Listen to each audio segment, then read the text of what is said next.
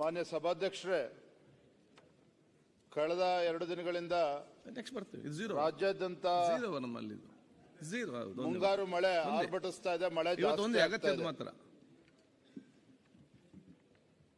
ಮಳೆ ಹೆಚ್ಚಾದಂತ ಸಂದರ್ಭದಲ್ಲಿ ನಾನು ಕೂಡ ಮೊನ್ನೆ ದಿನ ನನ್ನ ಸ್ವಕ್ಷೇತ್ರ ಶಿಕಾರಿಪುರಕ್ಕೂ ಕೂಡ ನಾನು ಭೇಟಿಯನ್ನು ಕೊಟ್ಟಿದ್ದೆ. ಮಳೆ ಜಾಸ್ತಿ ಆಗಿರುವ ಪರಿಣಾಮ ಬಡವರು ಮನೆಯನ್ನ ಕಳೆದುಕೊಂಡಿದ್ದಾರೆ. ಮನೆಗಳು ಕುಸಿದು ಬೀಳ್ತಾ ಇದೆ. ಕೆಲವು ಕಡೆ ಗೋಡೆಗಳು ಕುಸಿದು ಬೀಳ್ತಾ ಇದೆ, ಮನೆನೂ ಕೂಡ ಕುಸಿದು ಬೀಳ್ತಾ ಇದೆ.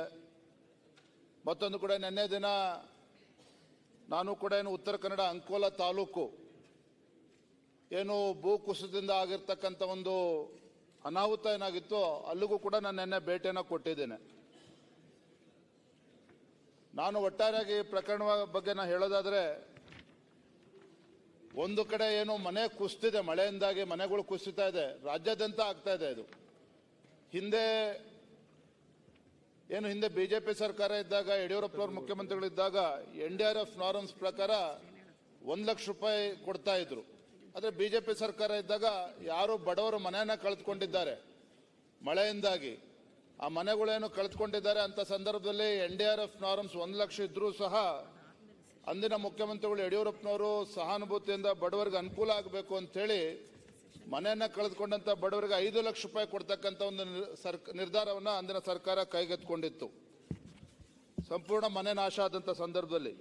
ಮತ್ತೆ ಎಲ್ಲಿ ಗೋಡೆಗಳು ಕುಸಿತಿತ್ತು ಅಲ್ಲಿ NDRF ನಾರ್ಮ್ಸ್ ಪ್ರಕಾರ 40,000 ರೂಪಾಯಿ ಕೊಡ್ತಾ ಇದ್ರು, ಅದನ್ನ 1 ಲಕ್ಷಕ್ಕೆ ಏರಿಸಿದ್ರು. ಮತ್ತೆ ಎಲ್ಲಿ ಮನೆಗಳಿಗೆ ನೀರು ನುಗ್ಗಿತ್ತು ಅಲ್ಲಿ 10,000 ರೂಪಾಯಿ ಕೊಡ್ತಾ ಇದ್ರು.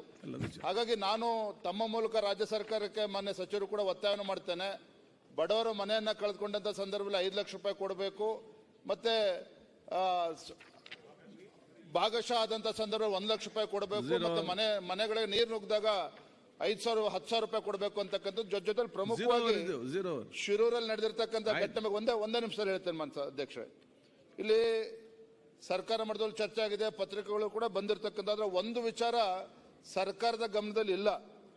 ಏನು ಶಿರೂರು ಗುಡ್ಡ ಕುಸಿತದಲ್ಲಿ ಲಕ್ಷ್ಮಣ್ ನಾಯಕ್ ಕುಟುಂಬದ ಎಲ್ಲ ಸದಸ್ಯರುಗಳು ನಿಧನ ಹೊಂದಿರತಕ್ಕಂಥದ್ದು ತಮಗೆ ತಿಳಿದಿರ್ತಕ್ಕಂಥ ವಿಚಾರ. ಜೊತೆಯಲ್ಲಿ ಲಕ್ಷ್ಮಣ್ ನಾಯಕ್ ಅವರ ಭಾವ ಹೋಟೆಲ್ ಕೆಲಸ ಮಾಡ್ತಾ ಇದ್ದ ಜಗನ್ನಾಥ್ ನಾಯಕ್, ಅವರು ಕೂಡ ಇದರಲ್ಲಿ ಪತ್ತೆ ಆಗಿಲ್ಲ, ಅವರು ಕೂಡ ಇವತ್ತು ಉಳಿದುಕೊಂಡಿಲ್ಲ ಅಂತಕ್ಕಂಥದ್ದು ಚರ್ಚೆ ಆಗ್ತಾ ಇದೆ.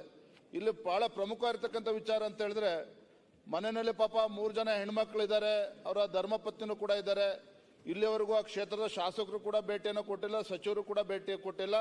ತಮ್ಮ ಮೂಲಕ ನಾನು ಮಾನ್ಯ ಸರ್ಕಾರಕ್ಕೆ ಸಚಿವರು ವಿನಂತಿಯನ್ನು ಮಾಡ್ತೇನೆ, ಒತ್ತಾಯವನ್ನು ಮಾಡ್ತೇನೆ, ಆ ಕುಟುಂಬಕ್ಕೂ ಕೂಡ ಹೆಚ್ಚು ಪರಿಹಾರವನ್ನು ಕೊಡ್ತಕ್ಕಂಥ ಕೆಲಸ ತತ್ಕ್ಷಣ ಆಗಬೇಕಾಗಿದೆ.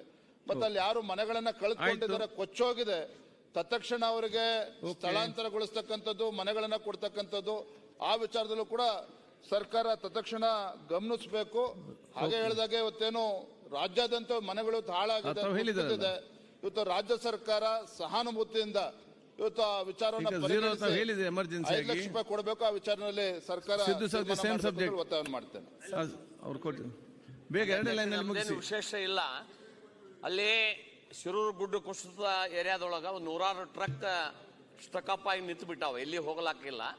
ಆದ್ರೆ ಅಲ್ಲಿ ಡ್ರೈವರ್ಗಳು ದಿನನಿತ್ಯ ನಮ್ಮ ಕ್ಷೇತ್ರದವರು 3-4 ಮಂದಿ ಡ್ರೈವರ್ ಇದ್ದಿದ್ದಂತ ಫೋನ್ ಮಾಡ್ತಾ ಇದ್ದಾರೆ, ನಮಗ ಹಸಿವಿನಿಂದ ಸಾಯ್ಲಾಯ್ತೇವ್ರಿ, ಊಟಕ್ಕೂ ಇಲ್ಲ, ನೀರಿಗೂ ಗೊತ್ತಿಲ್ಲ, ನಮಗ ಅಟ್ಲೀಸ್ಟ್ ಊಟ ಆದ್ರೂ ಕೊಡ್ರಿ, ನೀರಾದ್ರೂ ಕೊಡ್ರಿ, ಬದುಕೋತೀವಿ ಅನ್ನುವಂತ ಮಾತನ್ನ ಹೇಳ್ತಾರೆ.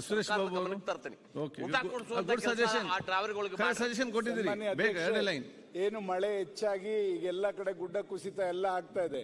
ನಮ್ಮ ಉಪಮುಖ್ಯಮಂತ್ರಿಗಳು ಕೂಡ ಮೊನ್ನೆ ಮಾತಾಡುವಂತ ಸಂದರ್ಭದಲ್ಲಿ ಹೇಳಿದ್ರು, ಏನು ಕೇಂದ್ರ ಸಚಿವರಾದಂತ ಸನ್ಮಾನ್ಯ ಕುಮಾರಸ್ವಾಮಿ ಅವರು ಎಲ್ಲ ಭೇಟಿ ನೀಡಿದಂತ ಸಂದರ್ಭದಲ್ಲಿ ಅಲ್ಲಿ ಹೋಗಿ ನೋಡಿದ್ವಿ. ಇನ್ನು 6-7 ದಿವಸ ಆದ್ರೂ ಕೂಡ ಆ ಟ್ರಕ್ ನ ತೆಗಿಯಕ್ಕಾಗಿಲ್ಲ, ಅಲ್ಲೊಂದು ಬಾಡಿನೂ ಕೂಡ ಇದೆ ಅಂತಕ್ಕಂಥದ್ದು. ಆ ಮಕ್ಕಳು ವೇದನೆಯನ್ನ ನೋಡಿದಾಗ ಅಲ್ಲಿ ಹೇಳಿದ್ರು, ಏನು ಮಿಲಿಟರಿನವ್ರು ಕರ್ಸಿ ಅಂತ ನಾವೊಂದು ಸಲಹೆ ಕೊಟ್ಟಿದ್ರು ನಮ್ಮ ಉಪಮುಖ್ಯಮಂತ್ರಿಗಳು. ಅದೇ ರೀತಿ ನಿನ್ನೆ ಏನು ಕೇಂದ್ರ ಸರ್ಕಾರದಿಂದ ಮಿಲಿಟರಿನೂ ಬಂದು ಅಲ್ಲಿ ಕಾರ್ಯಾಚರಣೆ ಶುರು ಮಾಡಿದೆ.